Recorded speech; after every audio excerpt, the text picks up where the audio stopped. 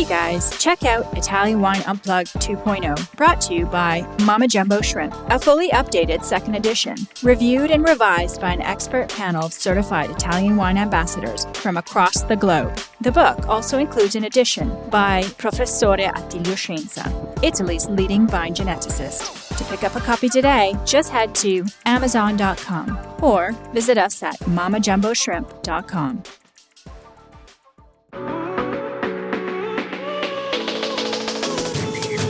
Welcome to The Next Generation. I'm Victoria Cece. Join me as we chat with young Italian wine people shaking up the wine scene. We're going to geek out on a grape or grape fam, then hear about all the wild wine things our guests have been up to, from vineyard experiments to their favorite wine bars.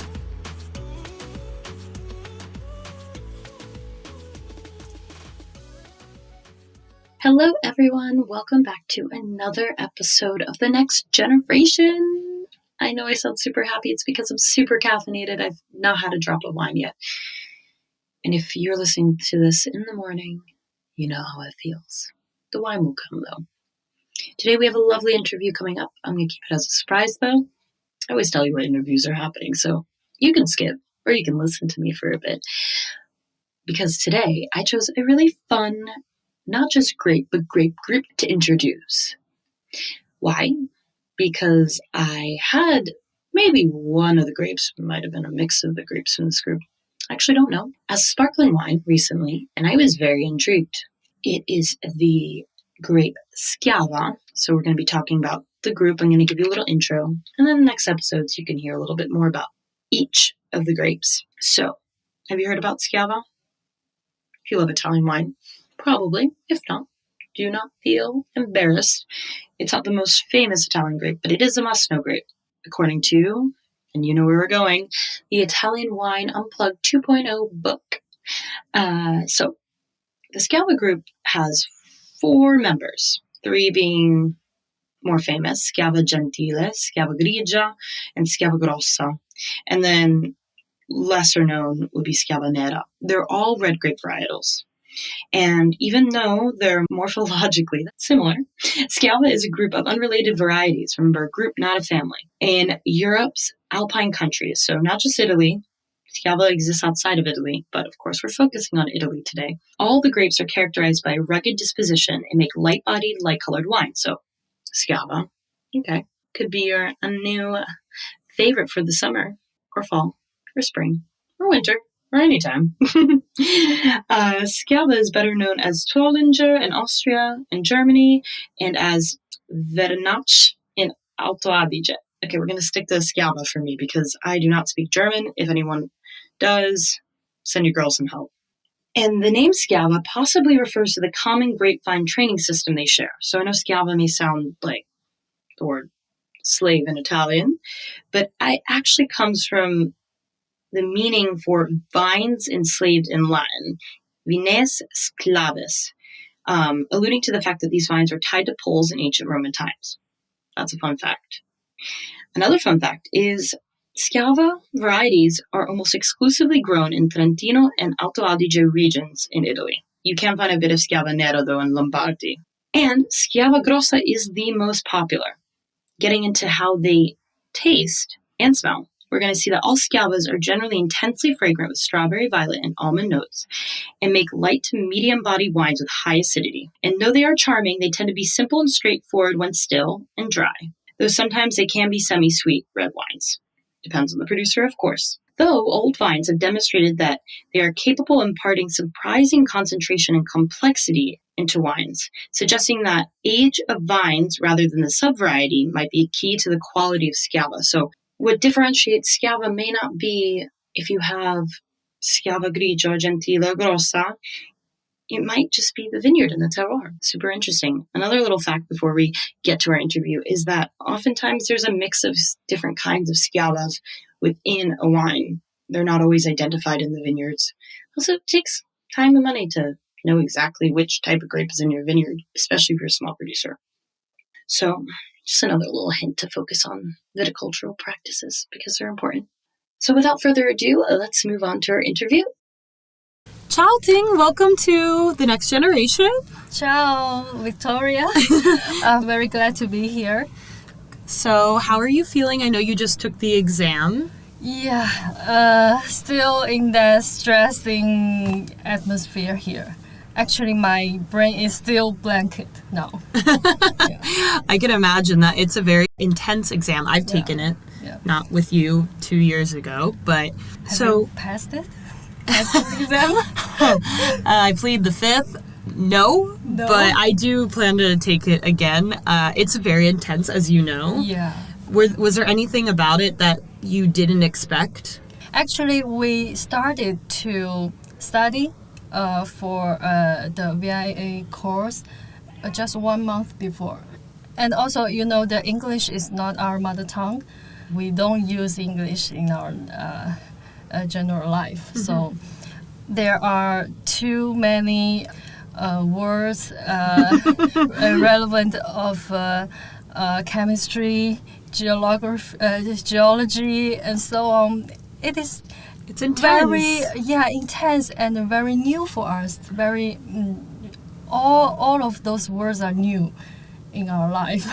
Like I have met, for instance, the super noise. I didn't even find a Chinese word for it.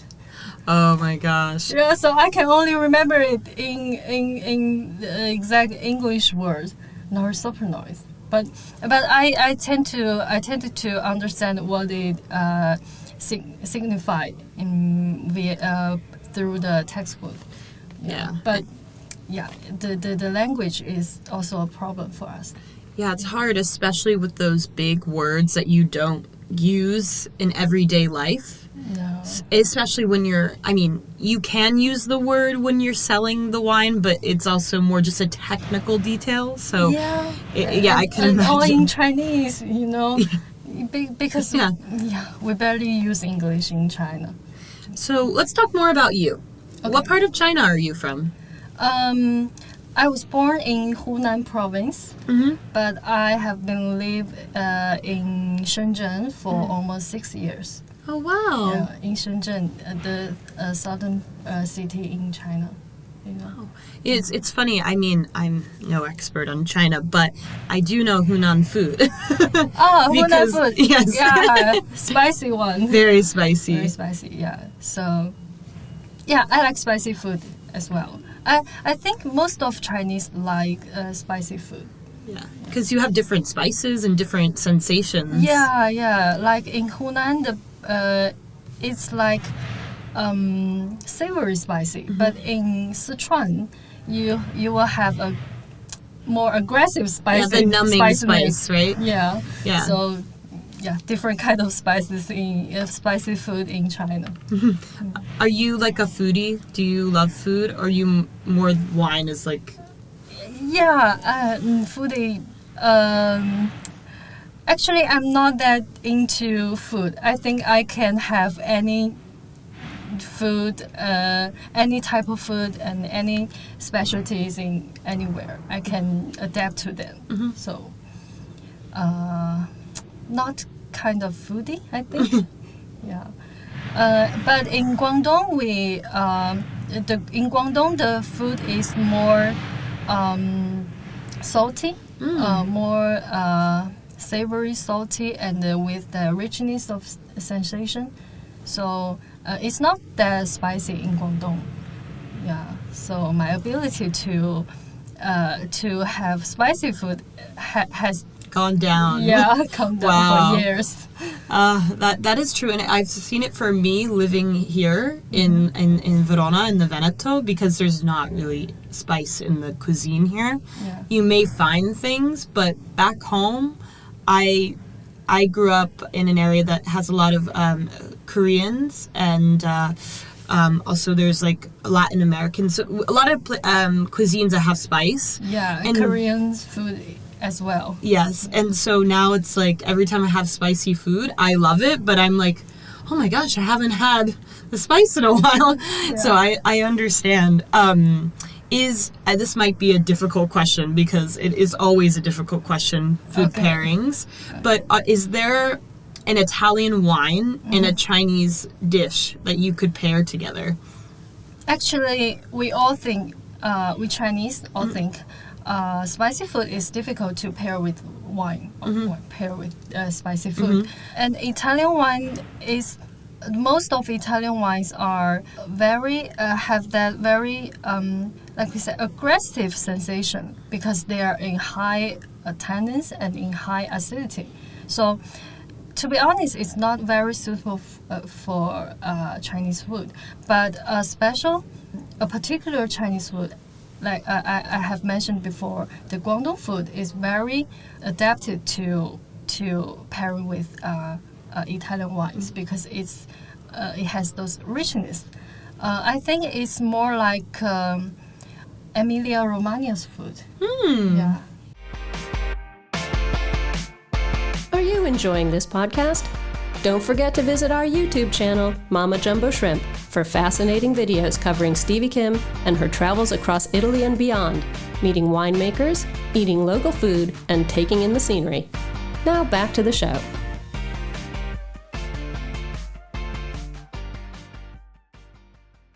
Like lasagna, that you will feel very salty after you have the Guangdong food. So you would want to have a wine that is refreshing with high tannins, high acidity, something like that. Is there a specific dish from that area that you love? Yeah. Dim sum. I don't know if you have heard of it. Yeah, of course. Yeah. Dim sum is a specialty of Guangdong. Like several little dishes with chicken fingers. The chicken. Yes, I've had them. With very rich sauces on the chicken fingers and some type of baozi. The baos, the different the not dumplings, but they have the different the baos. Yeah, different I know shape about different fillings, like the they're like a little. Yeah. I'm not saying what it is on the pod, but it's like everyone. You look up bao. I know what a bao is. Just the folded. It's made out of wheat. No, it's like the bao. Made of. Because it has that kind of like glutinous, like because it's like very chewy and some kind of have that glutinous, but. Anyway, there are lots of kind of baozi in Guangdong, so you can match them with. I think this kind of food are very suitable for pairing wines in China. Yeah, and I remember that whenever like our cooperators, producers come in Guangdong especially, we will take them to Guangdong food, to dim sum. Because we can pair wine with it. Absolutely. Yeah, we will treat them with Guangdong food, not Sichuan food, not Hunan food, because it'll be very difficult to choose wine. Absolutely. Yeah. No, and is there one wine, Italian wine, that you think of, like, that you would pair with a specific dish, like the chicken? By the way, when she says chicken fingers, she means like chicken feet. Right? The feet. Yeah. No, it's okay because if there's Americans especially listening, they'll think like the fried strips as my American. No, it's not your fault because I was thinking it was like chicken fingers and I was like, no, but the chicken feet, which I've had back in New York. I think there are lots of Chinese restaurants in America. Oh, yes. Right? Yeah, especially New York because we have Flushing, which is a big Chinese community in Queens in New York. Okay. And that's where a lot of people go because they have these big banquet halls that do Sunday. Well, they do dim sum, and it's usually the weekend you go. Yeah. And yes, I've been in multiple times because my good family friend, she's Taiwanese, and like sometimes she always goes out there. So sometimes she's like, "Oh, do you want to have dim sum?" And so I've tried a lot of the dishes. But anyways, the wine. Is there a specific Italian wine? In China, there are not a lot of Italian wines. The most Italian wine you can find in China are mainly Brunello, Barolo. These wines from the classic regions.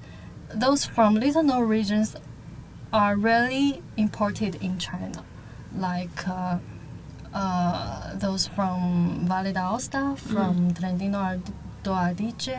There are very few of these wines. So So we have very limited access to Italian wines actually. My favorite Italian wine would be Nebbiolos, Barolo wine.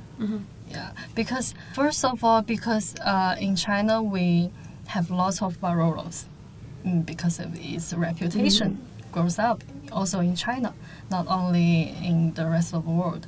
And Barolo, it always has this elegant aromas of flowers of red rose. So Since those are the wines that are primarily imported in China, given that the food isn't something necessarily that you would pair with a Nebbiolo, do you typically pair it with foreign dishes there or drink it by itself? Me personally, I often drink it by itself. I often drink alone in my home because I don't like very much the gathering dinner dinner almost always is dinner in China because it's mostly for business. So you don't have chance to taste the wines. But I think most of Italian wines like Barolo, Brunello are for it's like meditation wine. Yeah, contemplating. Yeah, you have to enjoy it by yourself or a couple of friends, like 2 or 3 friends, like that. It's not a suitable wine. It's not suitable wine for gathering or for business gathering. Yeah. But in China, the wine consumption are mostly for business meeting, like because we like to eat and while you talking about business, it's a kind of culture in China. I mean, that's a great culture to have. People are happier when they're fed or they're eating. Yeah, and so that's why I think that's a part of reason that Italian wines are not so that popular than like French wines in China, because Italian wine has that bold structure. You need to give it time to breathe, to develop the complexity. But when Chinese people do the business gathering, business dinner, they don't have time to wait the wine to breathe. So, but because it is business relevant, so they will always want the famous wine, the wines with a reputation, with higher points by critics. Those wines. Interesting. And so as we, start to close out our discussion, I have one last question for you. Okay. Regarding, and I know this is a very big question, so don't feel pressured to answer it in totality. Okay. I'm not super aware of, the drinking culture in China for young people, but do you see a future of drinking Italian wine for young people in China? You're very young, so... Yeah. How old are you? I was born 94. Okay, so yeah, you're only, 29?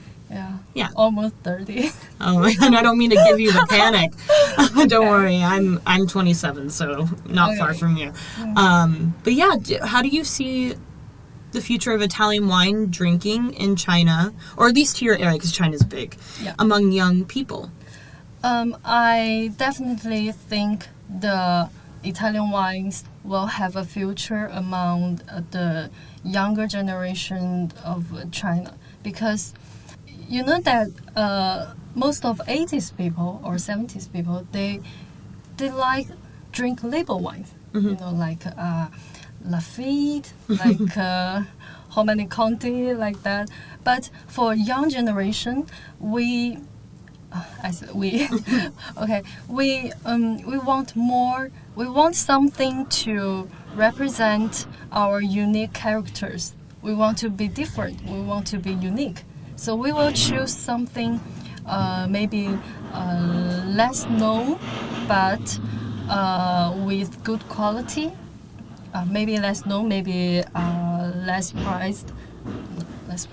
lower price, but with high quality and unique character. I think that is the position of Italian wines, because Italian wine is like this. We all know that Italian wine is not that. The price of Italian wines are not that high, comparing with French wines in China, but that won't be a problem in younger generation. And we want some affordable wines. Yes. Yeah. So Yeah, not everyone can drink Romanée Conti. yeah, but you know, in China, the 80s, 70s, when they do business, they always want the expensive wines. Yes. They are, we said, label drinkers. Because they only know the labels. They don't know the stories, the content behind the wine. And they much don't care about it. Yeah. But younger generation would like something more unique. Absolutely. Yeah. Well, that makes me just want to have another podcast with you on the whole discussion of what, like, how wine exists socially in China, because it's something I don't know tons about, but super interesting. Yeah. I just wanted to say thank you so much, Ting, for being on the pod today. Thank you, Yes. Victoria. Yes, and I wish you the best of luck with your result. Hopefully. Yes. Or else I will come next year. Yes, and I will be right with you doing it again. Okay, thank you. Thank you. As always, a big grazie for hanging out with me today. Remember, you can catch me every Sunday on the Italian Wine Podcast, available anywhere you can get your pods.